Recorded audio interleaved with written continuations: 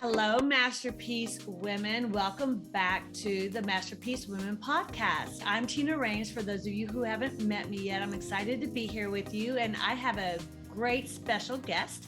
She has the program called For Better Forever, and I love that. And she and her husband have a great ministry that are building up couples, giving them tools to really stay connected, have a valuable marriage and a thriving marriage. And so Ann Visser is with us today. And thank you, Ann, for being with us. Welcome, welcome, welcome.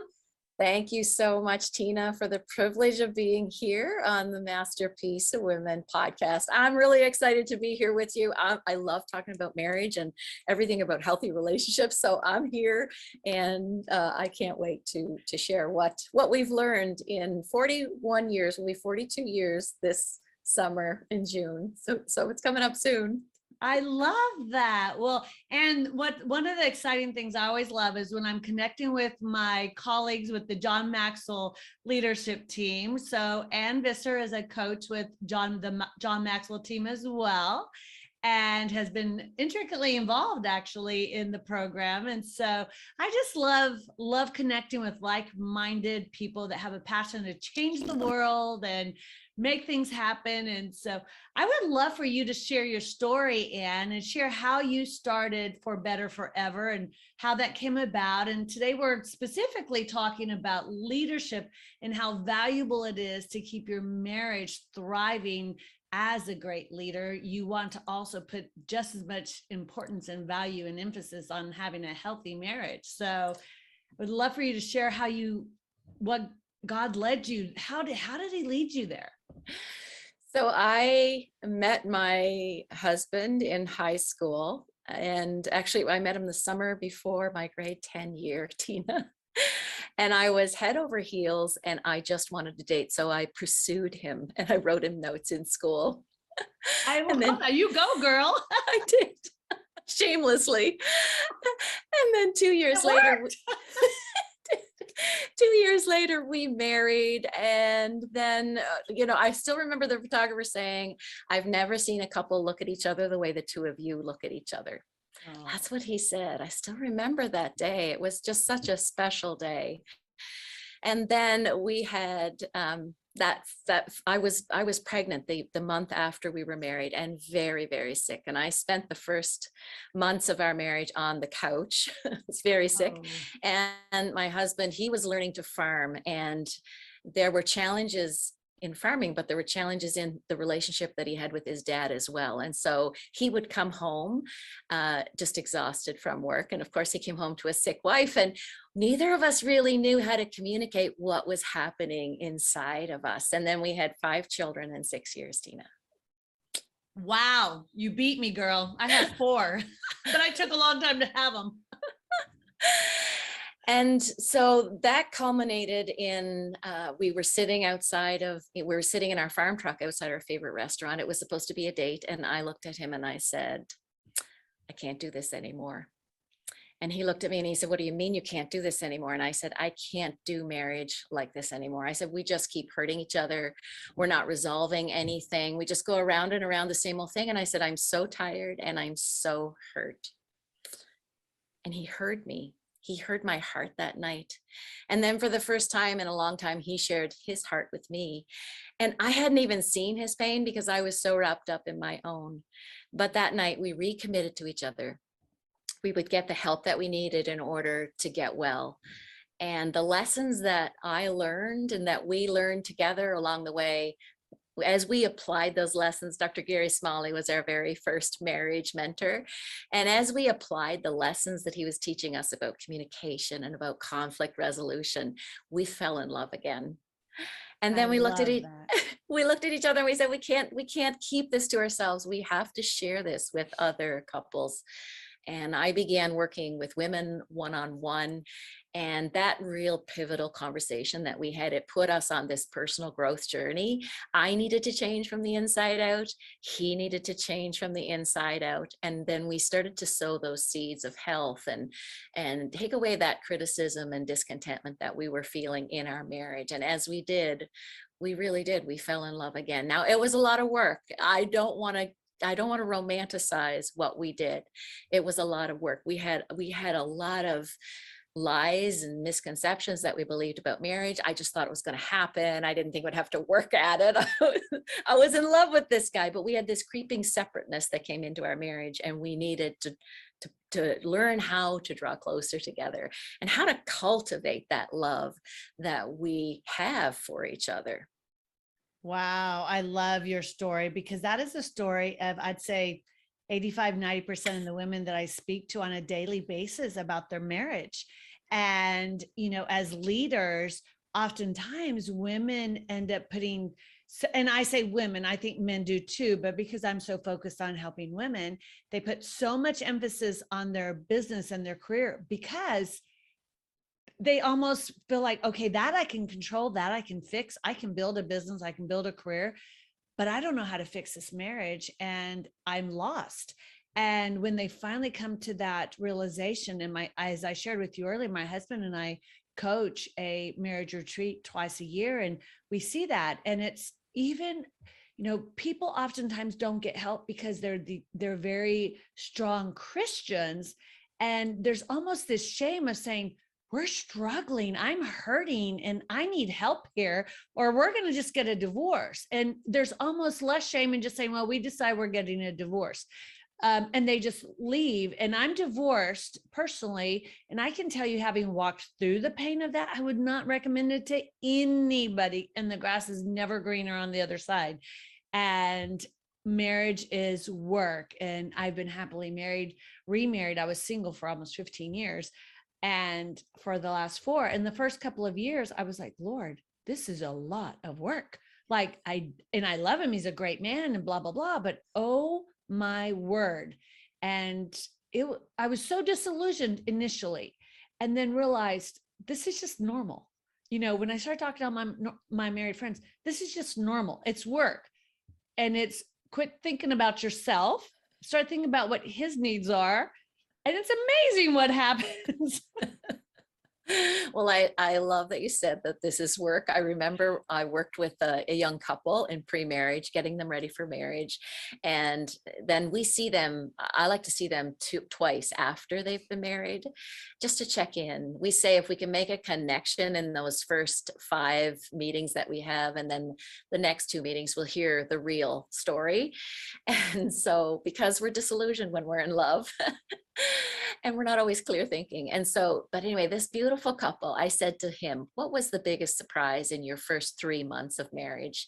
And he looked at me and he said, I'm surprised how much thinking it takes, that I have to think about this other person all the time and everything. I'm surprised at how much thinking it takes to be married. And I love that about him. It was a real beautiful, genuine answer from him. And they're together and they're thriving with their family. And I think that pre-marriage and then working together at our marriages is just so incredibly helpful to have a strong and healthy marriage, whether we're in business or not. And I think you're right that so many couples, we're disappointed in our marriages, or we're in difficult marriages where we have circumstances that stretch us.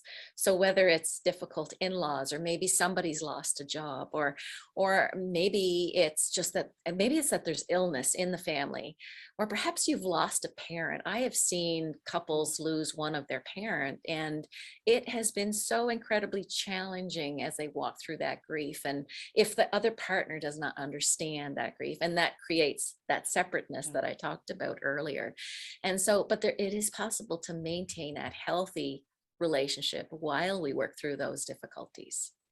And what are some of the key points that your husband and yourself, the two of you, work on with your couples when they are married? And I would love for you to share just a couple of your secrets, because I know you have some great secrets. I saw your website, ladies. You'll have to check out her website. Absolutely. So I primarily work with women, but I also do work with men. And one of the secrets that I know is that first of all, entrepreneurs are busy people. And I believe many of your audience, they're entrepreneurial women, and that there is a way to maintain that closeness and connection. And Dr. John Gottman talks about happy couples, and how happy couples, they invest in their love, and they invest in their love by the time that they spend together. And I was really amazed at how much time it was, in the fact that it wasn't as much as I would have thought, Tina. So he breaks it down into 5 areas. He talks about the parting, saying goodbye. How often is it we let the person leave the house and we don't actually, take that 2 minutes to say, have a good day. But True, if, true. right, but if it's 5 work days and it's 2 minutes a day, at the end of the day, at the end of the week, you've got 10 minutes in a week. Then he talks about the greetings, where you're debriefing together. How was your day? What happened in your day today? One of the exercises that my husband and I love to do, and we teach all of our couples this, is the high-low appreciation exercise. So at the end of the day, we ask each other, what was the high point of your day? What was the low point of your day? I'm hoping that I'm not the low point of his day, but sometimes I am. The low point was when you weren't very nice to me. We never do that, right, Anne? We never do that. Oh dear. Yeah, I am definitely guilty by times, and so is he, by the way. This is a mutual thing, and that's one of the things about healthy relationships. They're mutual, right? But those greetings at the end of the day, then we also ask, we finish with what do you appreciate about me today? And then one of our young couples added to that, what was your God moment? I like that. I love your God moment of the day. The third way we spend time together is giving our appreciation and admiration. I still remember we were driving into the mountains of Banff, and I was reading his needs, her needs to him, and identifying what his needs were and what my needs were. And he said to me, I love appreciation. I don't feel like you appreciate me. And I was like, what? How is that even possible? Like, I feel it. And he said, yeah, but I don't know it. And I was like, oh yeah, you don't know it because I don't tell you. We need to tell each other. We need to tell it has to come out of our mouth. What I really appreciate about you today is that how you took our son and you spent some time with him today playing ball. Whatever it is, it's really important to speak it out of our mouth. The next one is affection, whether it's a touch as you're going as you're going through the kitchen, or whether it's a pat in the bum, or whether it's a tap on the shoulder, or whether it's a kiss or a hug. I think affection. I think we need touch so badly. That touch is such a powerful way to connect. And if we would touch 5 minutes a day, but if you take that 7 days a week, that's 35 minutes in a week. Wow. Then you give us the weekly dates. I love day dates, Tina. They're my favorite day dates. I would much rather go out geocaching or go to the beach, or just spend some time hiking. And then if we had 2 hours a week in a date of some type, maybe you're getting dressed up and going out. It does not matter. It's that you have that time to connect, because I teach a program called How to Avoid Falling for a Jerk to singles, getting ready for dating. That's a great title. I love that. It's I led singles at my church for many years, and that I wish I'd have known you then, because I'd have had you come speak to the ladies. It's been written by Dr. John Van Epp, and it's a fantastic program. And he talks about what we need to get to know each other, but that never changes in marriage either. We need time, we need to talk, and we need to be together in different circumstances. And the knowing in marriage never stops. There's always more to know about each other, or to stay in the know about each other. I think often when couples say we fell out of love, they fall out of the know. I don't know you anymore. I don't know what's going on in your life. I don't know what's happening in your head because you're not talking to me, or maybe I'm not listening to you. Exactly. That is right? So true. So Dr. John Gottman calls them magic hours. He calls them magic hours because they work. When we spend time connecting with each other, it helps us to connect. And whether we're in business or not, we can take 5 minutes out of the day, to reconnect.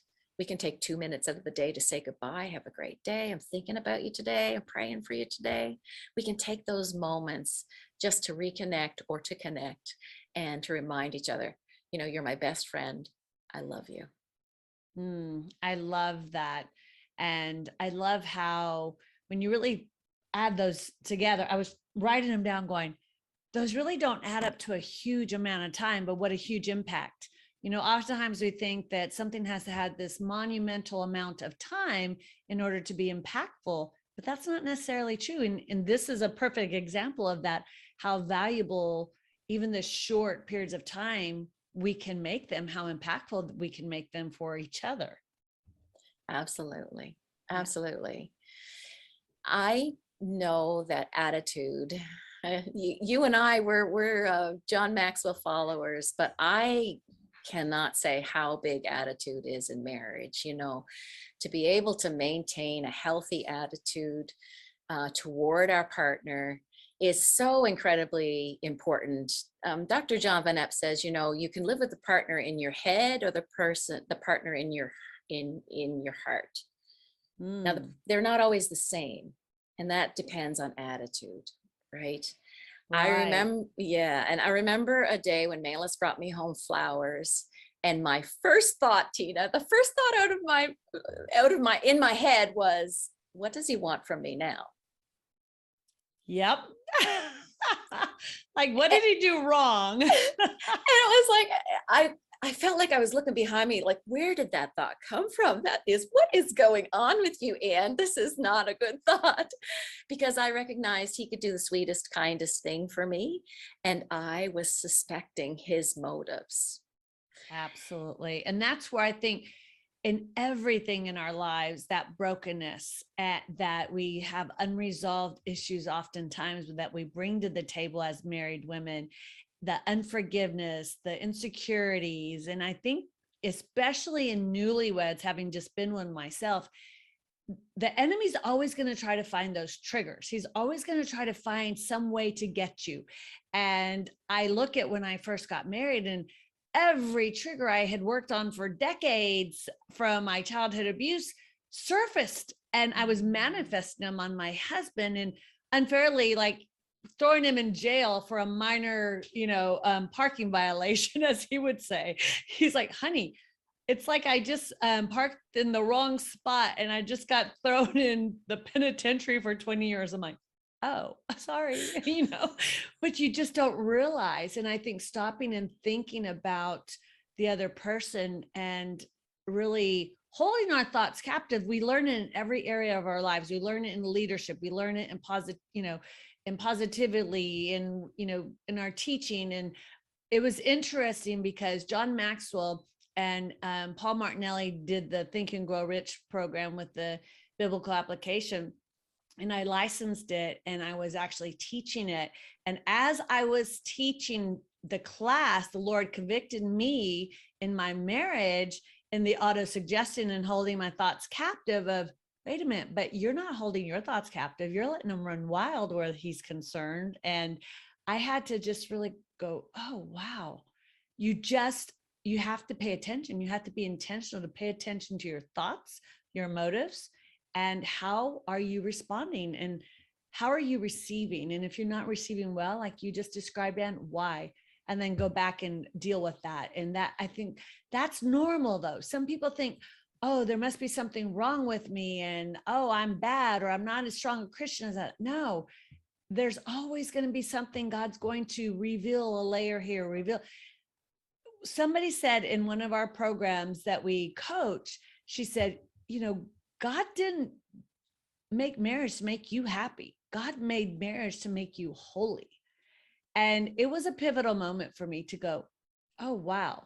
So if I'm really treating my marriage as I would want to treat my relationship with Christ, I need to revamp my thinking. And I think that's pretty common, don't you? I think that marriage is like a mirror, and I get to see the real me and more of the real me. And I think it's opportunity. I always put that in air quotes for my people. It's opportunity to grow, because I get to work on those things. And when that came out of my head, it didn't actually come out of my mouth, but when I thought, what does he want from me now? I recognized the contempt in that line, and contempt is destructive in marriage. It's one of the high predictors of divorce, actually. And I recognize I have a problem. This is not the partner in my heart, this is the partner in my head. This is not about him. This is about me and my attitude. I started to pray, Tina, and I said, Lord, I need help here. How can we deal with this? And I felt he was calling me to write everything good about your husband. And so I wanted to obey, Tina, but honestly, I was resistant. So I took this little Post-it note because I knew I wouldn't have much to say, but I was in a bad place, bad attitude, bad place, contempt. I took the little Post-it note and I started to write everything that was good about him. And I had more to write than I realized. Flip the page, more to write than I realized. I took that Post-it note and I put it in a place where I could read it every day. I And love then that. about a month later, I'm reading all these good things about him every day. And about a month later, he called home. He said, I'm going to be late. And he hung up the phone. And I thought, he never does that. That's very strange. I thought, you must be having a really bad day today. And I was like, I could have done a happy dance right there because I thought, I've changed. Because before I would have thought, what's his problem? Like, why is he being so cranky with me today?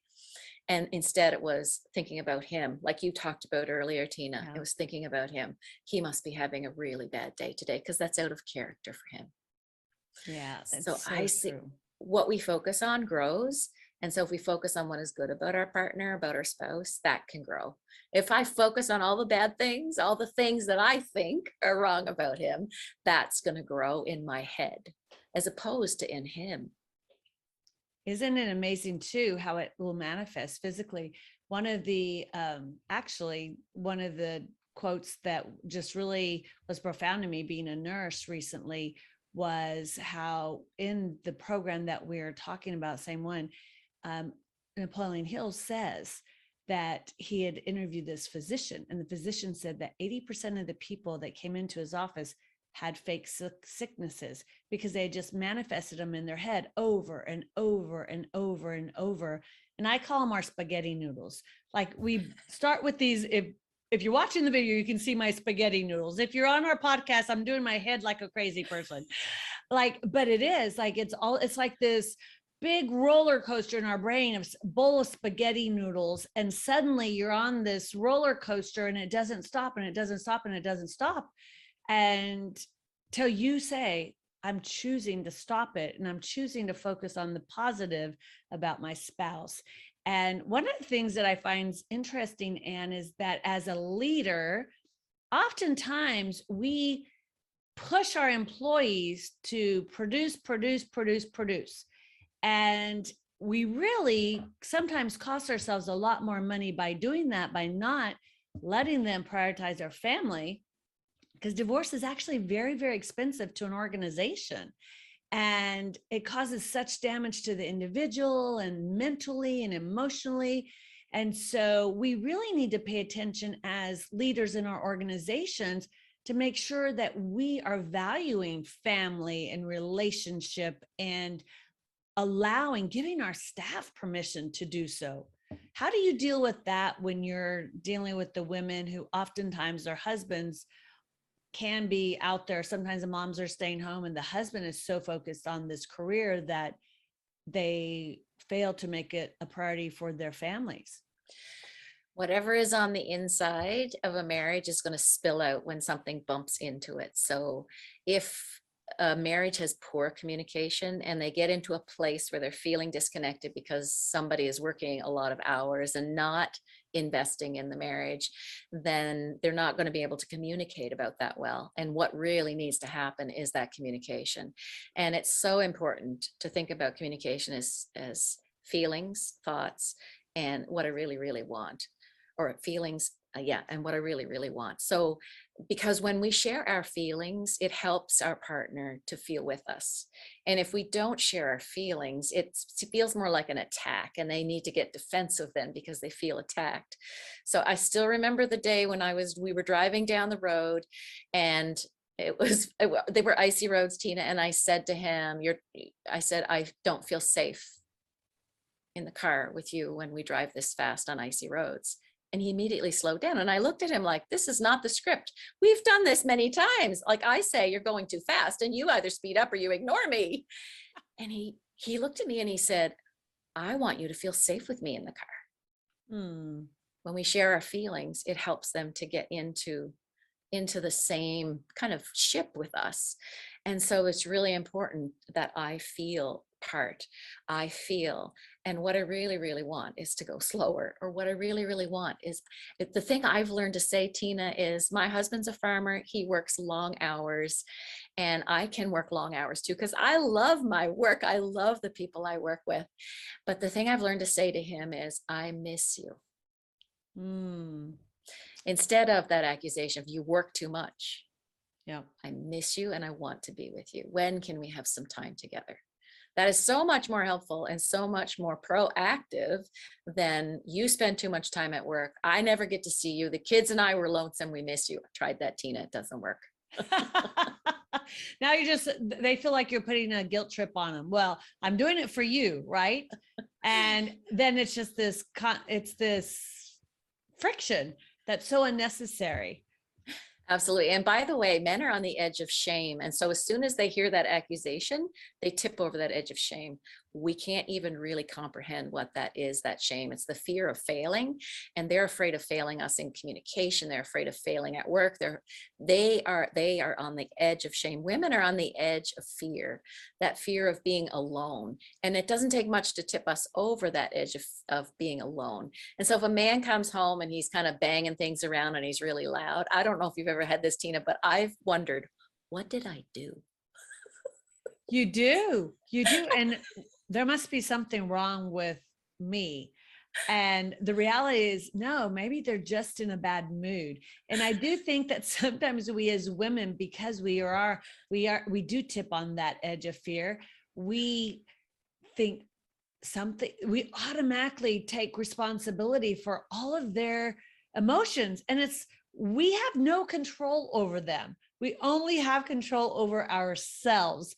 And when you come to that realization of, oh, it's not always about me. It could be he's just having a really bad day, has no relevance to me. So, but instead we respond like, now what did I do? Like, yeah, exactly. I don't know. What did you do? Know. Yeah. And sometimes I'll say to my husband, like, is everything okay here? And he'll say, yeah, I'm fine. Why? Well, you're a little noisy, but that's okay. But that can trigger cortisol in us, and it can cause us to tip over into that fear. So here's the antidote, though. It's to recognize his shame and my fear. I like that. Fear and shame. So to recognize that fear. This is the work of Dr. Stephen Stosny. Recognize that fear and shame. And then when we recognize it, we can actually, deal with our own vulnerability, but then also get into that puddle, is how Dr. Stosny talks about. Get into that puddle with your partner. So care about it. Care about the fact that they've been triggered into shame. And, simply a touch.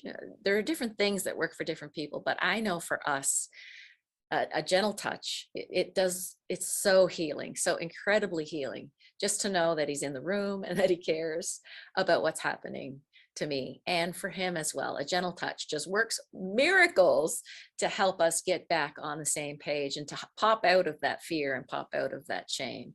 So it's to recognize it, it's to care about the other person's vulnerability, and then to actually get into the puddle with them in some way.